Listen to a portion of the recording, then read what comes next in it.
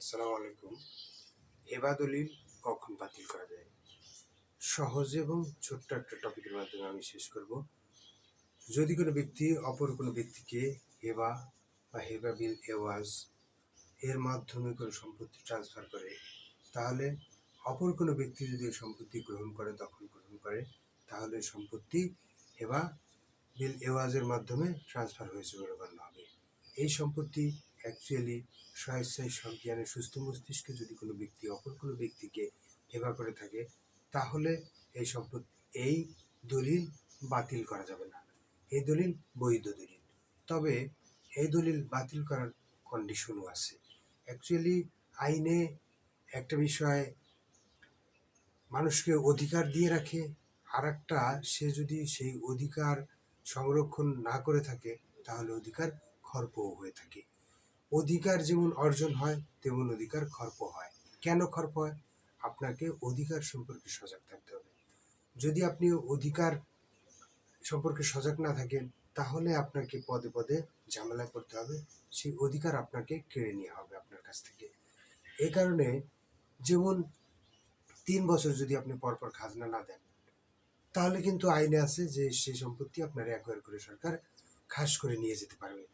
তাহলে আপনি যদি সরকারের কাছে খাজনা না দেন, সরকারকে খাজনা না দেন, সরকার চলবে কিভাবে? আবার আপনার জমিও তো যাতে জীবিত থাকে বা ফ্রেশ থাকে, যে কোনো সময় আপনি বিপদ আপদে জমি বিক্রি করতে পারেন, সেই শর্তেও তো আপনাকে খাজনা দিতে হতে পারে। আবার অন্য কোনো ব্যক্তির নামে যাতে সম্পত্তি চলে না যায়, যে নামজারি হয়ে গেল বা অন্য কোনোভাবে অন্য কোনো ব্যক্তির বরাবরে নামজারি হয়ে গেল, ও আর এসে আপনাকে জমি দে এইটা বলে দাবি করে ফেললো যে আমার নামে রেকর্ড হয়েছে, মানে জমি আমার হয়ে গেছে।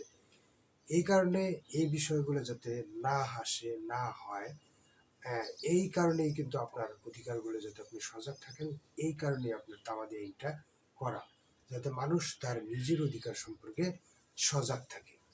নিজের অধিকার সম্পর্কে যদি সে ভুলে যায়, তাহলে তামাদি আইন তাকে হেল্প করবে না। যাই হোক, হেবা দলিল যদি আপনি বাতিল করতে চান, বাতিল করার আরেকটা কন্ডিশনই হলো দখল। যদি আপনি প্রমাণ করতে পারেন আপনি হেবা করে দিয়েছেন, ঠিক আছে, কিন্তু আপনি দখল বুঝাই দেন নাই, দখল তার কাছে নাই, তাহলে আপনি সহজেই হেবা দলিলটা বাতিল করে দিতে পারবেন। কেস রেফারেন্সের মাধ্যমে বলা আছে যে যদি কোনো ব্যক্তি হেবা করার পরে দখল না পায়, তাহলে কিন্তু সে প্রকৃতপক্ষে প্রকৃত মালিকানা অর্জন করলো না। দখল মালিকানার অর্ধাংশ। যদি কোনো সম্পত্তি বিক্রি করার পর বা বায়না করার পরে যদি দখল দিয়ে দেয়, তাহলে অর্ধেক মালিক অটোমেটিক হয়ে গেছে। আপনারা সবসময় মনে রাখবেন, জমি ক্রয় বিক্রয়ের সময় অবশ্যই রেজিস্ট্রি করে নেবেন।